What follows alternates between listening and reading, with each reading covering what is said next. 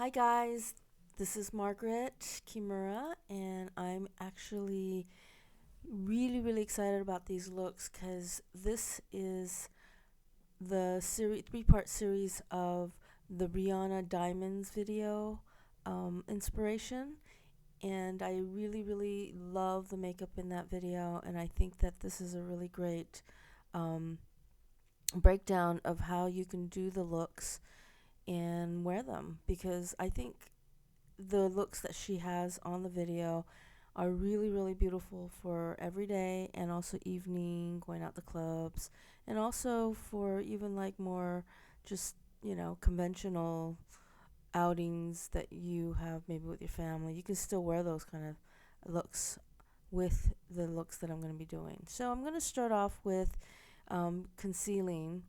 The first video that we're doing right now is the first look, which is going to be the very natural, very clean but dewy and shimmery, as you will see in the video. And I'll put a link to the video so that way you can check out the video and get really inspired, and then you can look at this and get really you know hands-on information on how to do it.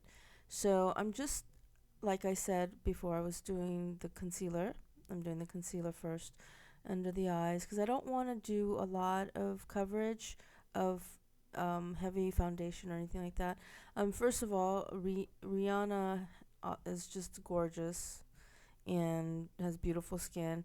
And Brianna, who is my model today, who actually is just as gorgeous and has beautiful skin, and so I've been very lucky to have her to do this demo on because I think it's going to be a really great inspiration.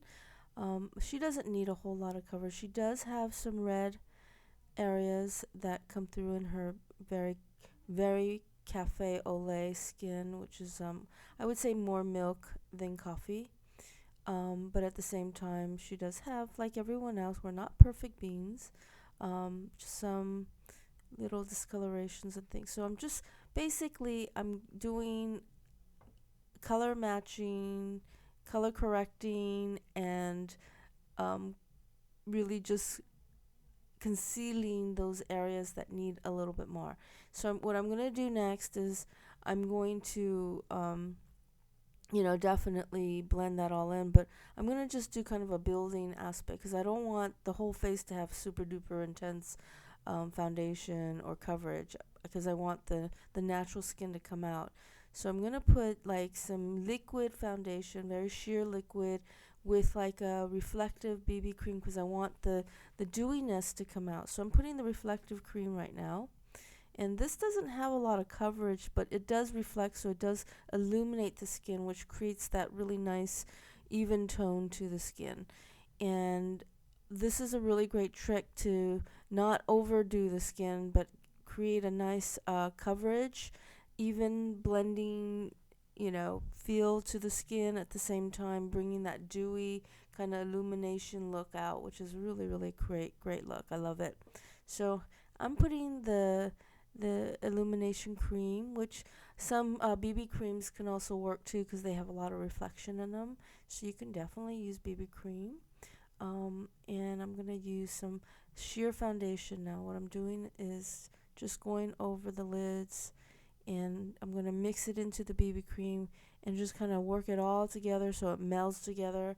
And when I start sponging it in with my wet beauty blender sponge, which I love, I'm going to really just blend that all in. So you'll see. So here I'm just gonna lay some extra last minute sheer foundation around just in those little areas using my foundation brush. And these are all like, little specific techniques that, you can do. There's so many different ways of doing foundation. So I just want you to know that this is just one way. And if you are serious about becoming a makeup artist, I highly recommend you attending my school at MKC Beauty Academy because this is just one of many techniques. And for those really serious artists, this is the way to go. I mean, I'll definitely teach you by looking at these videos, but there's nothing in comparison to coming to our facility and getting that one-on-one direct training. So, but we also, if you also want to learn some really much more in-depth, you can also do the online training, get the certification. So there's so many ways you can do this, definitely. But for those really serious, definitely I would pursue that and come in person, because you will get some serious training. But this is a great way to learn too. Now, what I'm doing is just working the foundation, the reflective cream, and also working in the concealer and color corrector with my sponge. And I'm going all the way down the neck, and as you see, going into the hairline, going into the ears. I'm not leaving any area of her skin left alone. I'm just really covering it. So here you see, it's just, you can see the skin starting to really take to everything, which I love that. I love how the skin really will create that, natural oils into the product and really create its own life. And that's makeup is really fantastic. And there's so many great products out there, and there's so many great tricks of the trade you can do to really achieve that. So this is really, really great. And I always say this is like wine in a way, because you got to let it kind of open up, and you got to let it become something. You can't just expect it to happen by putting it on. You got to really also work with the skin. And with my techniques, I really do much more architectural high definition makeup. So I really get into much more detailing and things like that. So here I am now adding some last minute just touch-ups, and I call this like spot checkers, because when I blended it in, a lot of the concealer that I had underneath really diminished. So I just want to make sure that now I go over it with my fingers and just go give a little bit of extra love and care, just to make sure that it's all the little areas are put together really well. So now I'm just working into the eyebrows, because sometimes people miss putting base onto the eyebrows, which you can see kind of like a strip of naked skin, and I hate that. So I'm going to really go right after this. I'm going to go into the underneath her nose. I'm looking at her nose area, just right above her lip. There's a little bit of a red mark, so I'm going to definitely get that. But first I want to just blend that all in so everything is nice and smooth. So you can see that I use my sponge, but I also use my brush, and I use my fingers. Don't forget, your fingers are a great tool, excellent tool. I was so honored to be able to work with Kevin Okoyan when I was starting out, and he taught me that your tools are on your hands. Use your fingers. And that's definitely something that, really are key things that we don't realize, that you don't even have to buy it. You have it. So use it. So, and honestly, I also paint as well. So when I paint, I use pretty much the same techniques that I do on a face that I do on a canvas.